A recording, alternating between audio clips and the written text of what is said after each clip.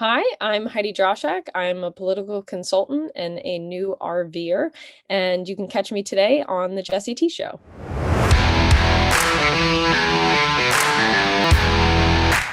Hey Heidi, good morning. Welcome to the Jesse T Show.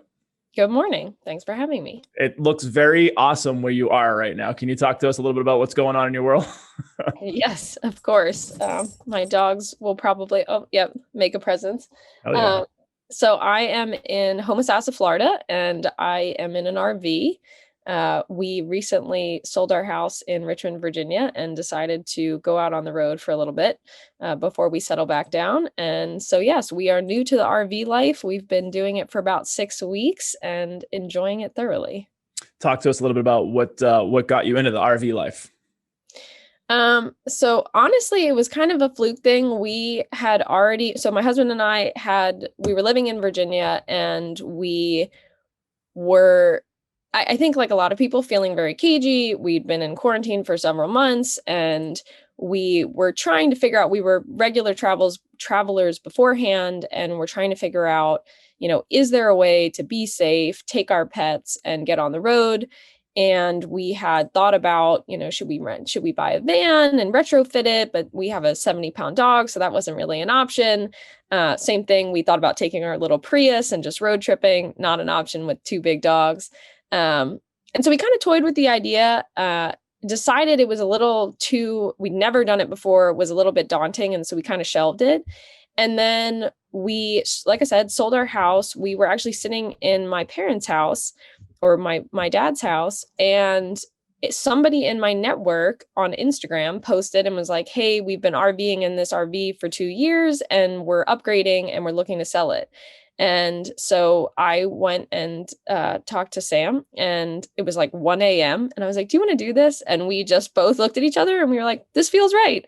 And so we reached out to them, and by 3 a.m. we had pretty much decided that we were going to do it.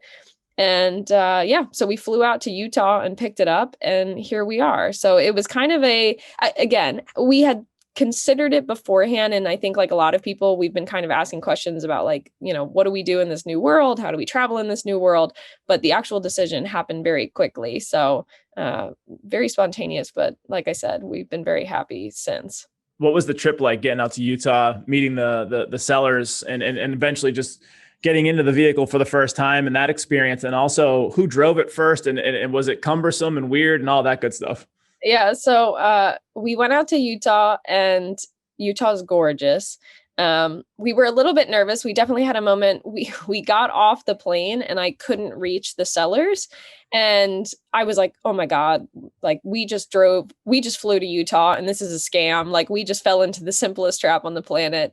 But fortunately, they reached out. We met them at the RV park, and it was funny. We stepped into the RV, and we both realized that we had never in our lives been in an RV before. Yeah. So we were like, "This is probably a little bold." Went from 0 to 1,000, but it was prettier than we were expecting, or larger than we were expecting. And I was the first person to drive it. To answer your question, yes, it is extremely cumbersome. It's actually amazing. So you need an extra license to drive a motorcycle. You do not need an extra license to drive an RV. So even though it's 35 feet and in a lot of ways similar to a truck, because it has two axles, it's just treated as like a personal vehicle. So yeah, we just drove it off the lot, and that was extremely intimidating because you just take it on the highway. And the biggest thing is, obviously, beyond the bulk, you can't correct mistakes very quickly. Like in a car, if somebody gets out in front of you, you just slam on the brakes. If you veer a little bit, you can veer back. But when you're carrying 18,000 pounds, braking takes like a quarter mile, veering takes like a lot of weight. And so that was, I think, the biggest thing to get used to, just because you have to be a much more defensive driver. But yeah, fingers crossed, we've had no incidents, no actual scary incidents. So we are getting used to driving it. I can only imagine. And are you having to, like, quote unquote, batten down the hatches when you drive? Is like, could it potentially, like, stuff shift while driving? Yeah. So that has been definitely part of the journey, is learning. It's learning how to, when you get to a place, very quickly unwind, and we open up the side and we have all of our things. But yes, on the reverse, learning, okay, how do we make sure all the dogs are positioned and our cat's okay? And, none of the glassware is going to shatter when we take a turn. We made the first mistake. We mostly haven't had any problems, but the first time, we have a little pantry, and the first time we drove at any serious length, we took a turn too sharp and the pantry door flew open and all of our pantry items just came crashing out. And so we were like, okay, like lesson one. So a lot about the RV has been like, things go wrong, take it as a lesson, don't do it again. So we've been learning. And how long have you been in the RV total now?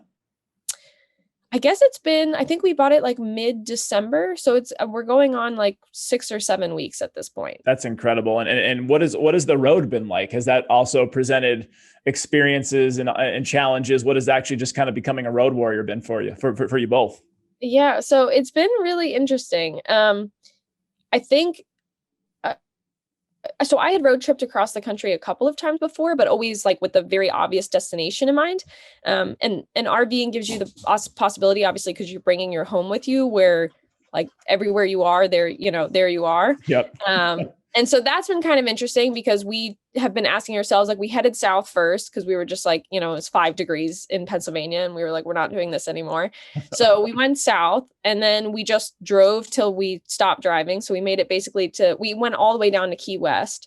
So very, very tip of Florida.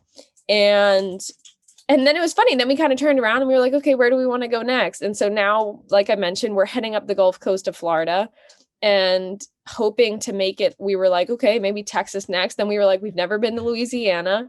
So there's something really magical, but also a little bit uncomfortable about not having a destination and not having an obvious timeline. So we're kind of easing into that. And then the other thing we've realized is there's so much more infrastructure for RVs than I ever realized, which is amazing, but also means there's so many more people doing this than I had expected. And so we kind of thought like, oh, we're just going to go. And like, whenever we feel like stopping, we'll just stop. But you do have to do a little bit of planning, because especially when you go to warm areas in the winter, I mean, we've been to RV parks where there's like 700 spots and every single one is sold out. Wow. So that also, it's kind of a funny mix of being in some ways completely unencumbered, but then also being like, okay, we need some planning. Otherwise, we're going to be sleeping on the side of the highway. Yeah. So that's the question is, there's two questions in there that I have. So if you cannot find a spot side of the highway, or can you do like a parking lot, like a Walmart parking lot, or?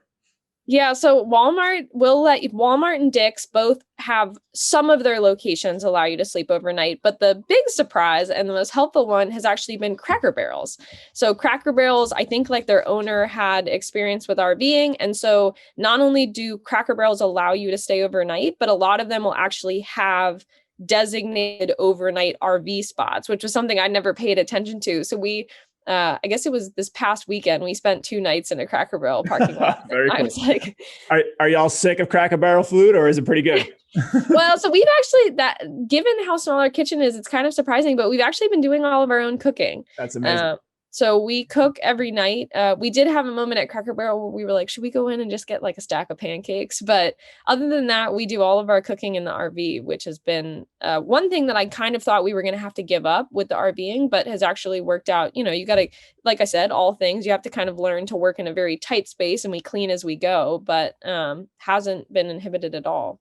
And the other piece I had come to mind, is there like this amazing, like almost underground community of RVers that you can plug into once you're involved, like once you're in the group you're in, and like there's like these apps where you can kind of like connect with people. Like how's that experience in terms of been like just the human connection piece? That's absolutely true. So so first off, as far as technology goes, yes, there's apps to find parking. There's even apps where you can say like, we need to dump our tanks. Like, where can we go? Which gas stations will work? Then there's like trucker apps that you can use. So there's been a lot of different apps and technologies that we're getting used to. And as far as the human connection goes, obviously with COVID, it's been a little bit strained. But we have realized there's a couple of things. One, you have like a crowd, they're very, very helpful, which has been so nice. And so like you'll pull up to a new location, and before you can even like start to back your RV in, like 3 guys will show up in golf carts and they'll be like, we'll back you in. And you're like, okay. And so we've had, Your Malfurion. dog has morphed into a gorgeous cat. That's really Yeah, funny. that's Malfurion. Um, Yeah, and so it's so funny. And they really will. They'll just get off the golf cart, no introduction, and they'll just like wave you in, and then they'll be like, okay, enjoy your stay. And you'll be like, thanks. So that has been one thing that's been really nice. But then the people themselves, it's kind of interesting. The RV community has, and we're, just getting started, but we've noticed there's people who actually live in their RVs. So there's obviously a huge cohort of people who, some of them will also even stay in places, like it's kind of more like a trailer park type vibe.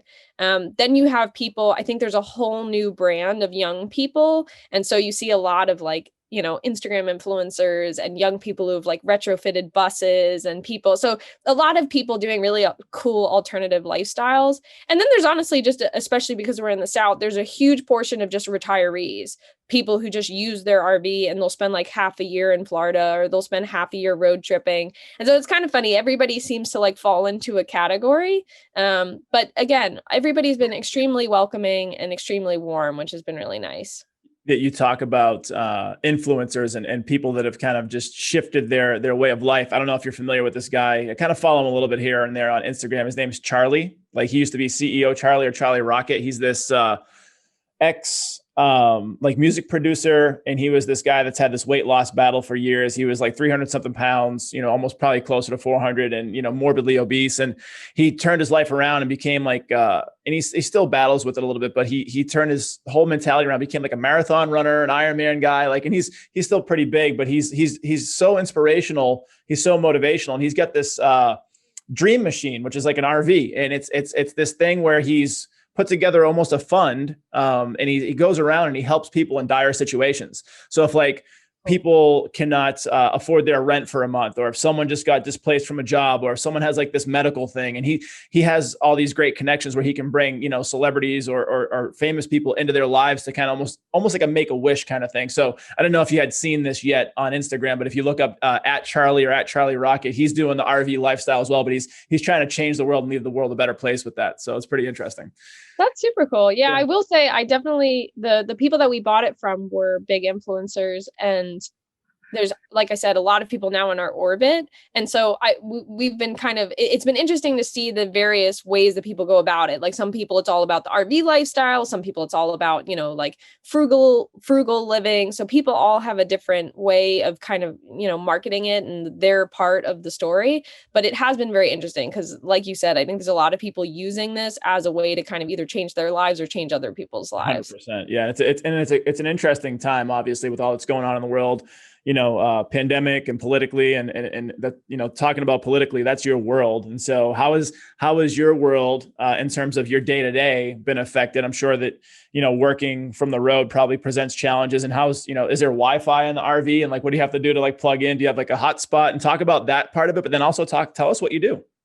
Yeah, sure. So I'll start with the technical question. So for Wi-Fi, yeah. So actually most parks have Wi-Fi, but we both have hotspots, and it's actually 5 years ago, I would imagine this would have presented a giant problem, but now we just called our cell phone carrier and we said like, hey, we're going to be on the road. We need more bandwidth. And I think for like $20 extra, we get like basically unlimited hotspot. That's beautiful. Yeah, so Wi-Fi hasn't been a problem in most places. As far as what I do, so I am a boutique political consultant. I've been trying to think of a new word because I can't stand saying I'm a consultant because that's so ambiguous. But I'll try and kind of be a little bit more practical. So basically my firm, we're a small firm, but we basically help two different types of clients. We either help politically minded organizations. So think nonprofits, think social organizations, think PACs, things like that, that don't have a full-time staff. So if you're, a group of individuals, you care about an issue, you form an organization to affect that piece of that, policy item, but you don't have a full-time staff to run it, we will step in and do all of the management. Or on the other side, we do what we call campaign stewardship. So if you're an individual, if you're an organization, if you're some type of a group and you have some type of a political goal in mind, but you're not a political professional yourself, you bring us in to achieve that. And that doesn't necessarily mean, like, I think people's minds always go to lobbying, like changing legislation. typically that's not what we do. We'll do like public education campaigns, or somebody will come to us and say, hey, like this thing is happening in my city and I really don't like it. Can you help me figure out like how to navigate this and how to spread awareness and how to get people like in the coalition, or vice versa. People will be like, I really want to pass this piece of legislation. I don't want to use lobbyists, but I'd like to build a movement. How can I do that? So we plug in where like everyday people want to interact with the government in some fashion, but don't have the specialty or like the technical sense to do it. And we'll build that bridge. So yeah, hopefully that adds a little bit more clarity than It definitely does. And I want to talk about your history and how you got into this, but do you know the name Roger Stone? Yes. I saw this incredible documentary about Roger Stone, and obviously this is like the antithesis of how you operate, right? Like he just seems like the worst. But have you seen this documentary on Netflix, Get Me Roger Stone? I have, yes. It's incredible that this person, is a real human being. He's like a cartoon character come to life, and the things that he's done. I don't know if it's Black Stillwart, something Manafort was the name of the group he was a part of, and he's essentially really responsible for Donald Trump in a lot of ways. And so talk a little bit about just being in that environment first, and like, have you met Roger? Is he always that guy? And is there a lot of people like that up there? Or is he just like an outlier, kind of like a kind of deal? Yeah, I can certainly speak to that. So no, I haven't met him. But I think to answer your question, I don't think there's a lot of people like that in government. I always tell people the irony about getting involved in government and even politics is that when you really get into it, most of the people in the system, and that is from both sides of the aisle, are actually good people. Like most of the legislators that, we work with are there for the right reasons. I may not always agree with what they do or how they go about it, but like they're there for the right reasons. And the same goes, honestly, for legislative staff, a lot of legislative consultants. A lot of people get into government, I think, because they have this idea of like, this is where change happens, and I want to be part of that. Unfortunately, because the system is still it lacks transparency and it's relatively small, when you do have actors like that, they can really take advantage of the system. And so I guess my answer would be like, I don't think there's a lot of people like that, but unfortunately, because so few Americans actually, they may vote or they may be tangentially involved in government, but because a lot of people are not actually part of the process, which is part of what we're always working on, when one bad actor comes in, they can do an enormous amount of damage. So a lot of what we do is trying to do the opposite. We're trying to constantly bring more people into the process, give everyday people a voice and an ability to actually influence their policy, or even just know what's going on. Honestly, a lot of times I always say, like, we can sit here all day and argue, but when you really get down to it, most people don't know what's happening in their local or their state government, or even really on the federal level. So that's, we're constantly trying to bring more knowledge into that space. So, yeah. So, I mean, have I run into plenty of characters like that? Yes, but I would say they are in the minority. Most people in this space are actually, again, I may not always agree with what they're doing, but they are, I think, trying to do the right thing. Where did your love for politics and or government, where was that instilled? And talk a little bit about your journey to where you started to where you are now. Yeah, sure. So I always tell people, for me, and maybe everybody feels this way about their career or like their passion, but government is like the end all be all of everything. You know, at the end of the day, like, yes, we live in a capitalist society, but the rules that govern those businesses are made by the government. The rules that we all live by are made by the government. The infrastructure that we're all used to is created by the government. And so it's one of those things where, we can sit all day and debate, like, is that right? How much influence should the government have? But for better or for worse, the government has an enormous amount of influence in all of our lives. And that's federal, state, local, throughout. I was just researching the other day. I mean, the United States government spent 43% of the US GDP in 2020. So of the entire economy, the government itself was spending over 40% of that money.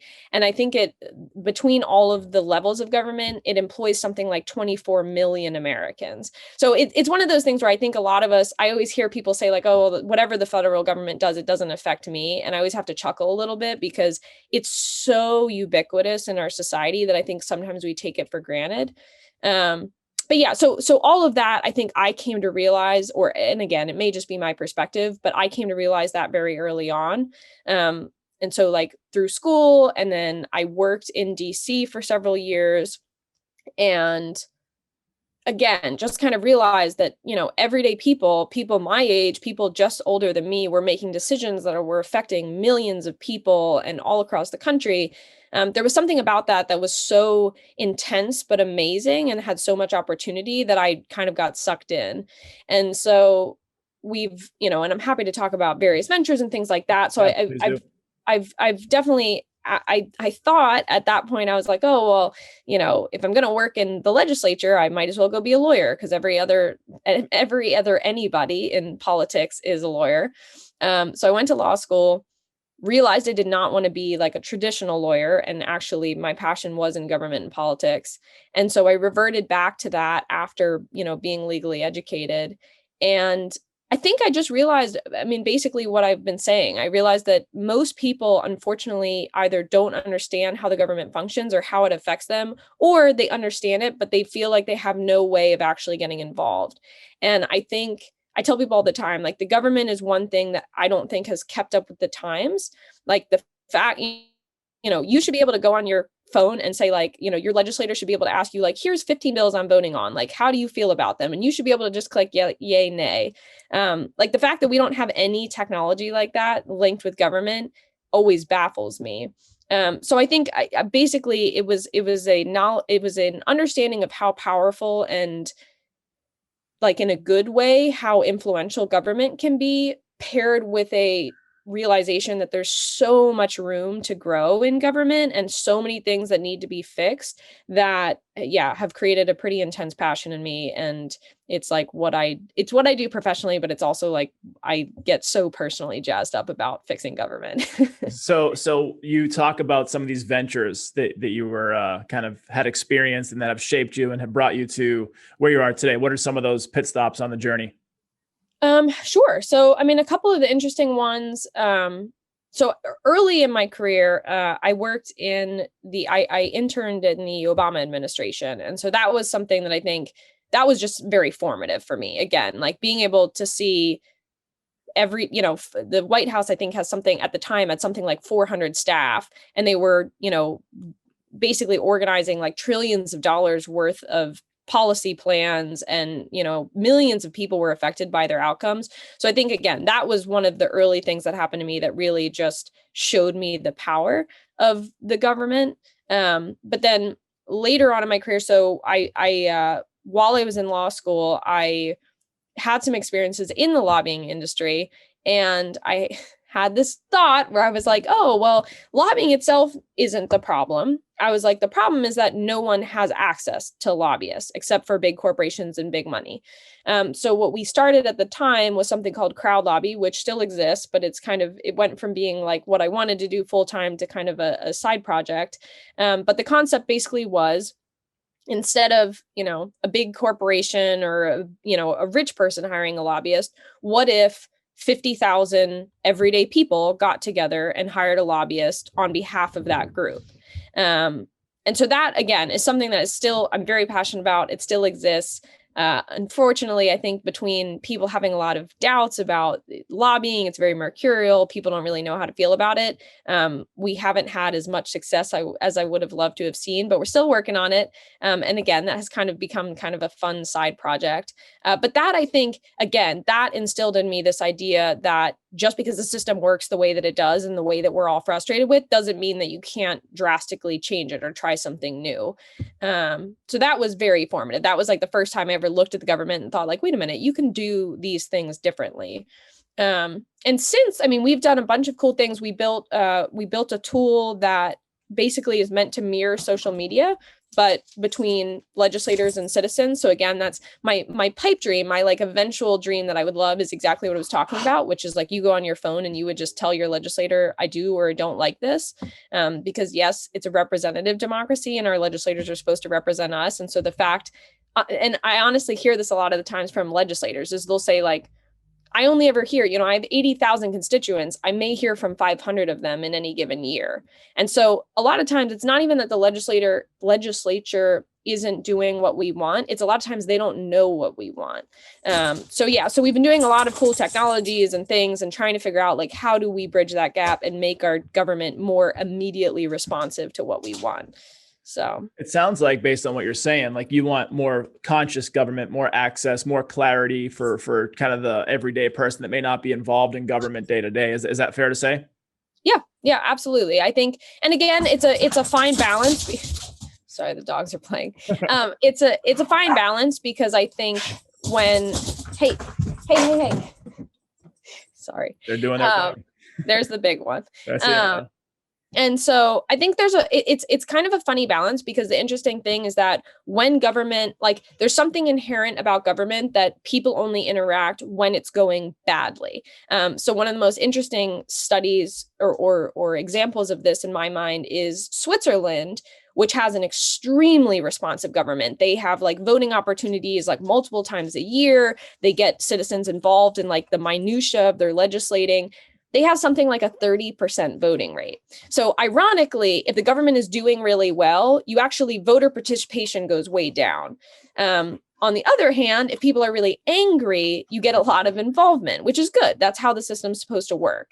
And so I think we're at this frustrating spot in the US where people are starting to wake up, and you're seeing record voter turnout. You're seeing record amounts of dollars go into government. You're seeing record amounts of just people and awareness suddenly of people saying like, this isn't right. Like, this is not, again, whether you're on the right or the left or the middle, something about how all of this is working is obviously not working for everyone. And so I think you're seeing that groundswell of like people getting involved, but the channels aren't there. And so exactly to your point, like, until we have access and transparency and good ways, because I think right now it's like, even if you're, I have so many people in my life who are like, I'm so angry and like, I'm so upset, and I just, I want campaign finance reform and I want this and that, but I don't know where to start. Like, yes, I can give to a candidate. Yes, I can vote, but like, I'm like a drop in the bucket. And so I think that's where I feel like the energy is going, is like building those channels and saying, okay, now everybody's angry and everybody's paying attention,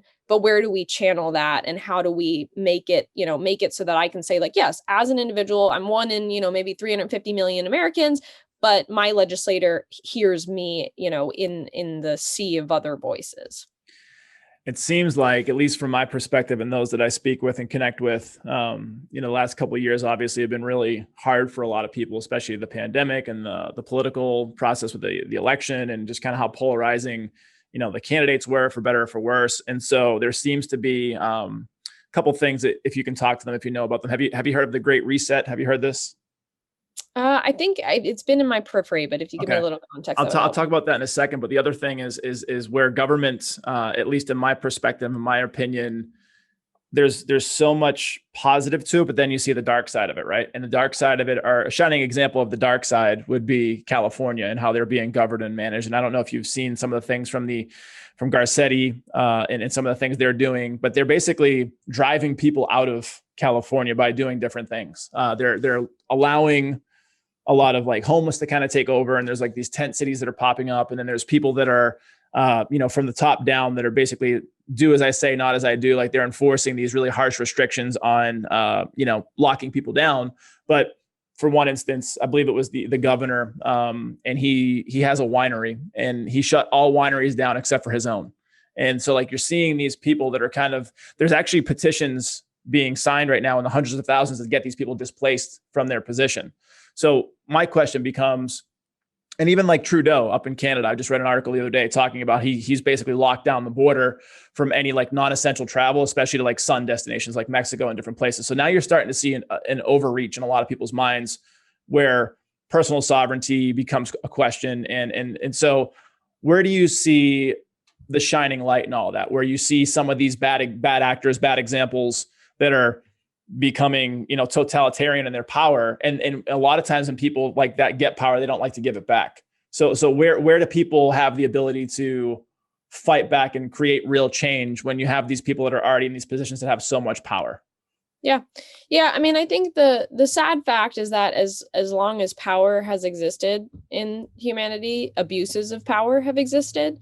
There's something just inherent I think in humans that like when we have power, and Lord knows there's been a million studies done on this, when you have power, there's something in our humanity that makes people abuse it and feel like it's their right.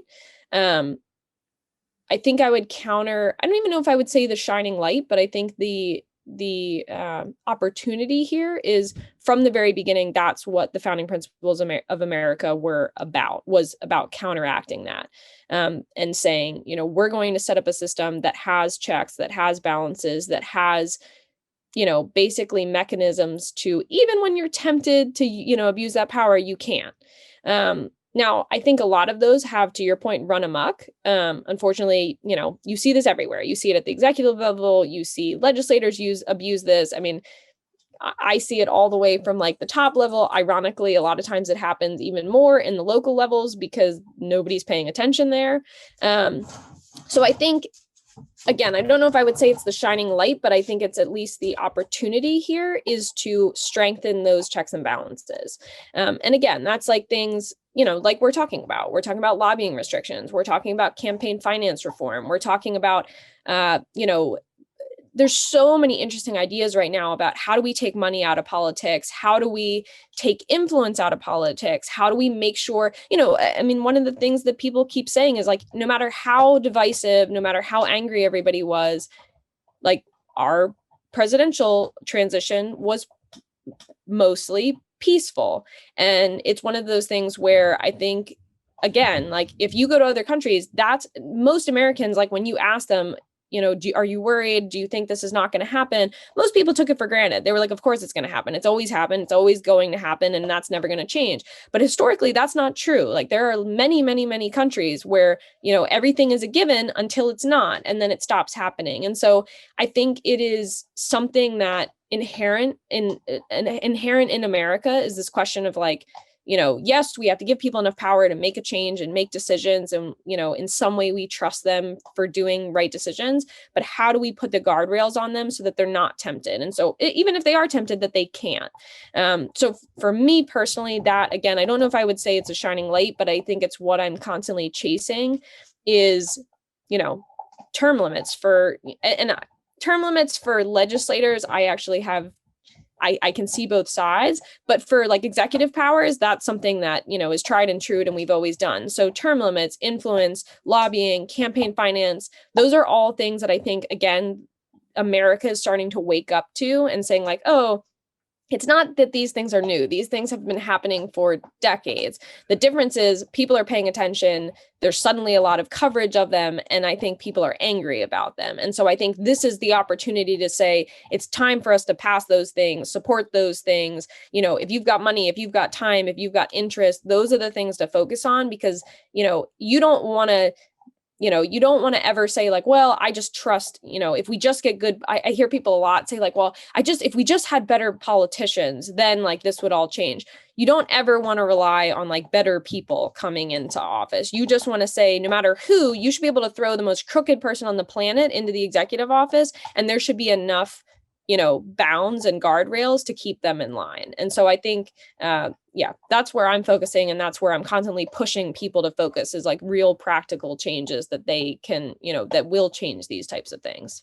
In terms of change, there seems to be this conversation going around through different circles about just the system itself in terms of having one person, essentially, like let's say the president that can be the end all be all to a lot of things. And obviously there's checks and balances for the president, but there's a lot of power that one person has. And so there's these thoughts and these conversations that are going around that maybe the system itself needs to be modified. And who knows what that looks like, if it's a council of like equal people from both sides, whatever it is. What are your thoughts if the world, you could design it, craft it, create it the way that you wanted, and it was completely utopian, just the perfect place? What would government look like? Would we even need government? And or what would that government look like in a perfect world? It's a tough question, but I'll see. So I think there's two things that I would, or two sides to this. I think in one way, we have a representative, like I said, we have a representative democracy, not a democracy. We have the entire government is based on the idea that we choose people to represent us. And then for better or for worse, we kind of let them do the job. In some ways, I still think that's the case. I watch a lot of local, a lot of state, a lot of like regional politics. And the funny thing is like, you don't want to do it. Like we're talking thousands of pieces of legislation. We're talking like very minute budget items. We're talking about, minutia. We're talking about legal words, things like, I mean, it's something where at some point you do need a professional. Like, I love the idea of a full democracy, but if we just let every American vote on every bill, I can guarantee you we would all tire of it within 12 hours. We'd be like, wait a minute, go hire somebody to do this because I don't want to handle 3,000 bills in a year.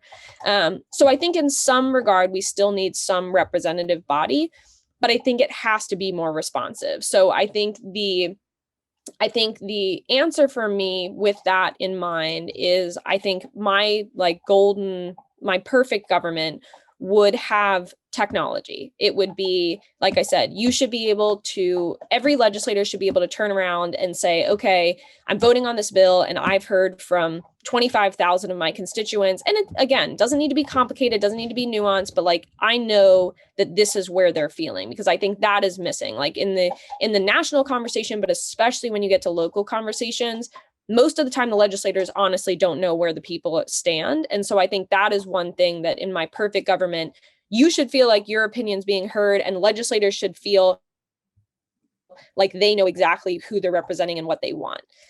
So that's the first part. The other thing is, I think I don't know how you achieve this. I mean, I've heard a lot of the same stuff you're talking about a council and, things like this, but I think we've somehow gone a little bit awry. In government is supposed to be about problem solving. That's it. Like, it's really supposed to be a science. It's supposed to be like 450 people get into a room and the problem is X. And those 450 people then sit down and say, okay, well, how do we fix this? And, oh, well, I'm from this area, and so my people are really concerned with X. And, oh, I'm from this area, and so my people are really concerned with X. And how do we blend all that together and come up with, at least a compromise that works for everyone? And that has somehow completely gone out the door. We don't expect it from our legislators. We don't reward legislators that do, compromise or bipartisanship. And honestly, we don't recruit people that do that. Like, we don't, when a politician comes out and says, well, like, I was wrong, I thought about it, I talked to a lot of people and I've changed my mind, and now I'm going to like go figure this out with this person who, disagreed or agreed with me. That is not, you cannot do that as a politician. And people, people are always like, oh, it's so frustrating, but we don't give to those politicians. We don't reelect those politicians. Like, we do not build the incentives for people to actually be problem solvers. And so I think there's a lot of ways, again, recruitment, campaign, there's a lot of ways that you go about that. But I think in my perfect government, legislators should I'm sure everybody would say this right now, but like, legislators shouldn't, all this politicking, all this partisanship shouldn't even exist. I mean, there's some inherent in like, I'm from the South, and so I want X. I'm from the West, and so I'm more interested in X. But for better or for worse, government is just supposed to be like 50 problems come in the door and 50 solutions go out the door. And they may not all be perfect, but they're, a compromise as good as we could get. And that, I think, unfortunately, we've strayed from recently. Or not so recently. It's interesting. I feel hopefully that there's a consciousness shift in the world. Number one, I can feel and see that in a lot of different ways, and hopefully it starts to bleed into government. And I think that, like you mentioned, there's a lot of good people in government for sure, but there's a lot of things that need to be changed. And hopefully this is the the linchpin, so to speak, and this can potentially, after we just gone through this. So kind of part of that question before I jump to two other points that are on the periphery, but what was the election process like for you in your world, in your business? Were you affected, and what did you think about the whole thing, and where do you land on it now that it's kind of somewhat, the dust has settled a little bit?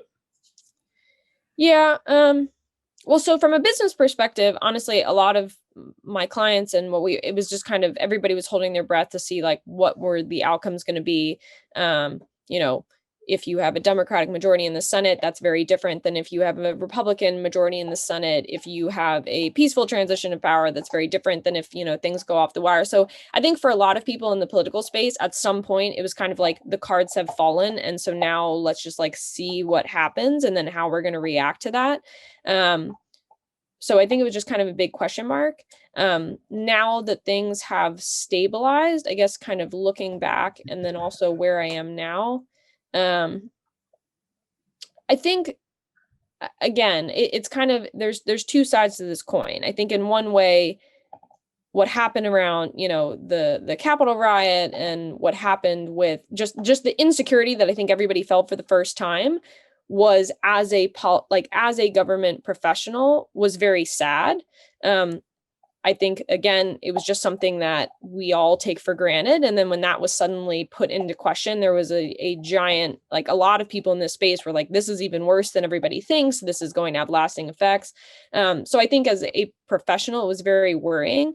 But again, the silver lining is, like I said, I think a lot of people suddenly stood up and they were like, wait a minute, like, this should not be happening. Like, we should not have even gotten here. Like, we can't, we have gone so off the rails that this is the conversation that our country is having.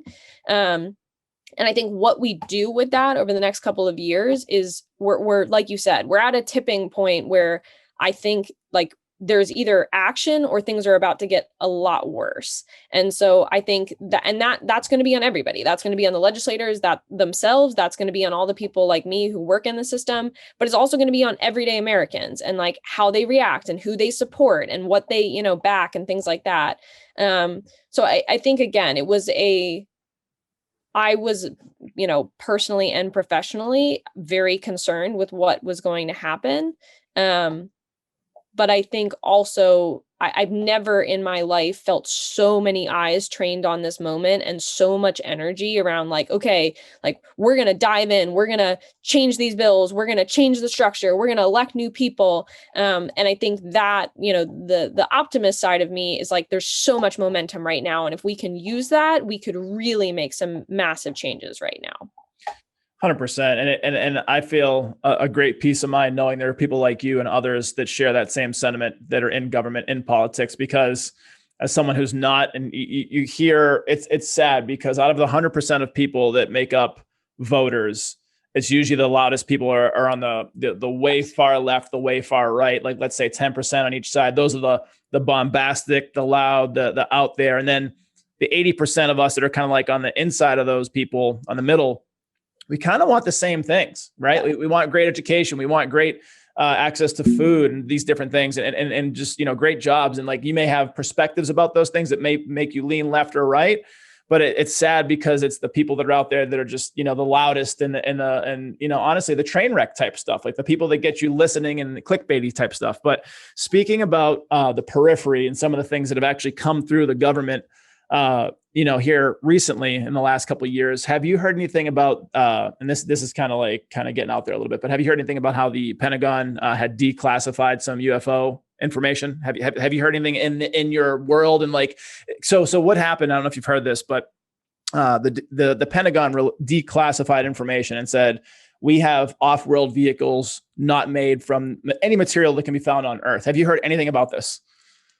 I have not. No, I will admit I've seen some I think probably equally clickbait stuff on on Facebook and stuff personally, but no, professionally, no, this hasn't come into my life. It doesn't. Okay. So this is kind of weird. And if you think about some of the things, and again, I'm not a huge conspiracy theorist, but some of this stuff is very interesting. So when you have the Pentagon coming out with video, I was military in a prior life. And there's this, captain that was in the Navy, Captain David Fravor, who was tracking this thing, and he had it on radar, and it was just the way that it was maneuvering. It didn't have a propulsion system that was visible. It just didn't make sense. And then that, along with the Pentagon saying, yes, these things do exist, started getting people talking. And then, however long ago, you got Trump created Space Force for whatever reasons, and there's a lot of ideas there.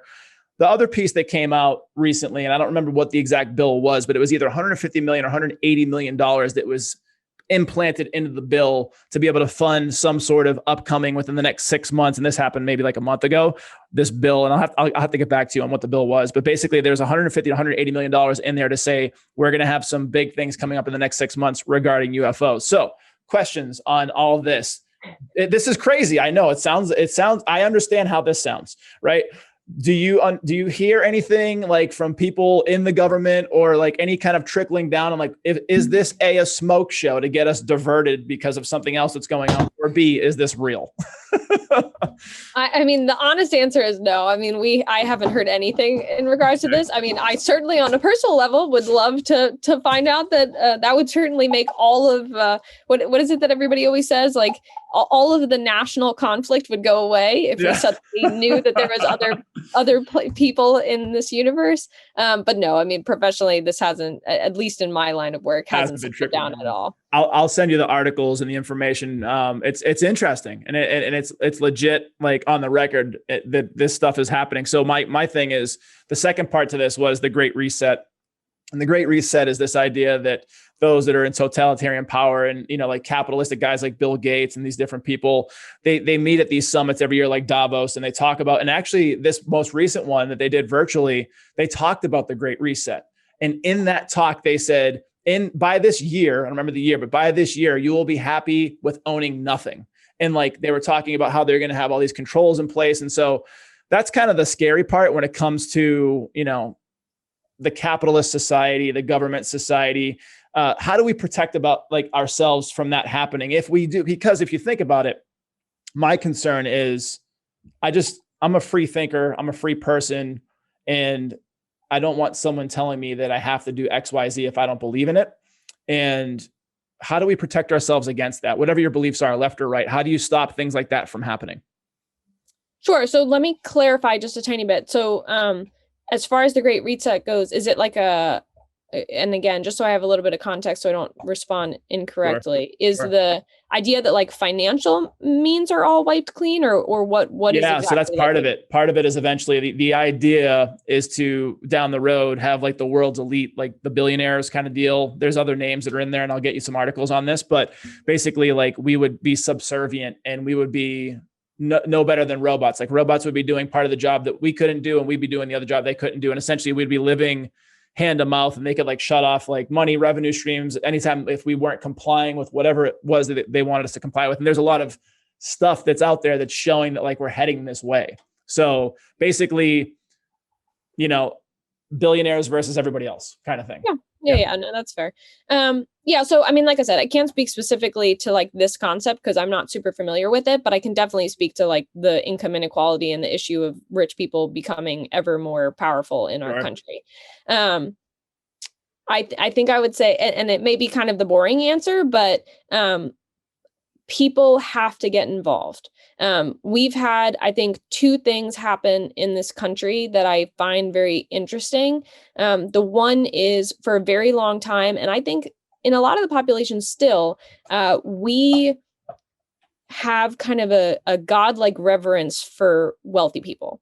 And you don't see that in other countries. In other countries, and I mean, you see it in plenty of countries, but there's plenty of developed countries where if you're wealthy, ultra wealthy, it's like, okay, something went wrong.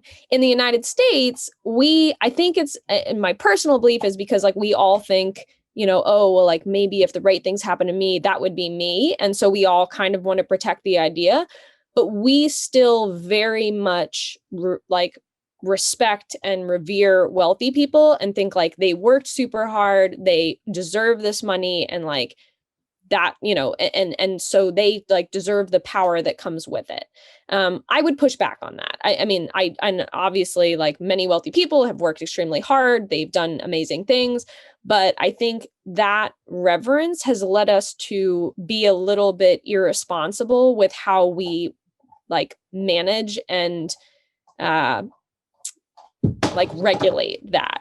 And so I think that's one thing that's happened. And I think it's starting to change. People like you are starting to say like, well, wait a minute, this doesn't make any sense. Like, why does, these 10 people own, I mean, the statistics are insane. It's like the top, I think it's like, and please fact check this, but it's something crazy like the, top 5 or 3% of Americans own the same amount of wealth as like the bottom 60%. And I think it may even be more stark than that.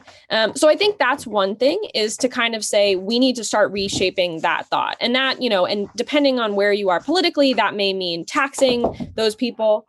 Sorry, the dog is fully involved with the bone. If you're on the left, it's like tax those people. If you're on the right, it might mean like, think about who you're supporting business wise. Like, if you're worried about Jeff Bezos, maybe don't buy everything on Amazon, maybe go support your local shop. So I think in one way that is a conversation that has to happen, is like, why do these people have so much power? A group of 10 people should not be able to sit down and basically change the shape of America. I don't think that should be a situation that we're ever in. So I think that's one conversation. The second thing is the same thing, but directly linked to government, which is how much influence they have over the government. So in one way, they just have an enormous amount of economic power. But unfortunately, because our government doesn't have all the guardrails we've been talking about, they also have an enormous amount of political influence. And that is another thing that everybody's visiting me Hey, today. buddy. Hello, Odin. And that is something that in some regards, that's always going to be the case. Wealthy people are always going to be able to go out to dinner with politicians a little bit more than the rest of us. But there are things that you can do to curb that. You can curb lobbying dollars. You can make sure that, wealthy donors don't get to be part of these summits and things over everyday people just because they have a ton of money. So I think, again, thinking very seriously about the economic might that these people have and saying, again, one of the big things is I try and walk the walk. We shop locally, we support, and I could go through a bunch of things, but we think about how our actions affect those types of things. And so I think the economic might, that's the one conversation. And then again, how are these people influencing the system and why? And how do we stop that? And again, those things are all on the table. We already know how you stop those things. They just don't pass. And that's because there's no support, there's no money there, and so I think that awareness is starting to happen. And I think everyday people, when we start to push those boundaries, things will start to change. Yep. I think hopefully we still have the power of the people, right? And the Constitution. So hopefully we still have that power to dethrone, at least peacefully, our government if need be. So as far as 2021, personally, professionally, what are some of your goals? What are you looking forward to finishing out for this year? I think so personally, just enjoying the RV life. I think we're looking forward to seeing a good chunk of the US safely, and just kind of exploring with our dogs and seeing what this lifestyle is like. Also hoping to build our house, so when we do get inevitably sick of our car house, we do have a house.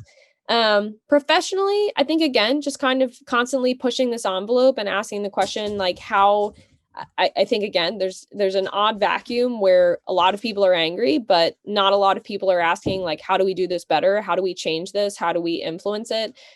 So both as a American and as a citizen, but also in my professional capacity, how do we build the tools? How do we talk to the right people? How do we, start a conversation? Is probably long time till it actually succeeds, but how do we start or be part of this conversation? So yeah, I think those are the big things. And I'm trying to think if there's anything else.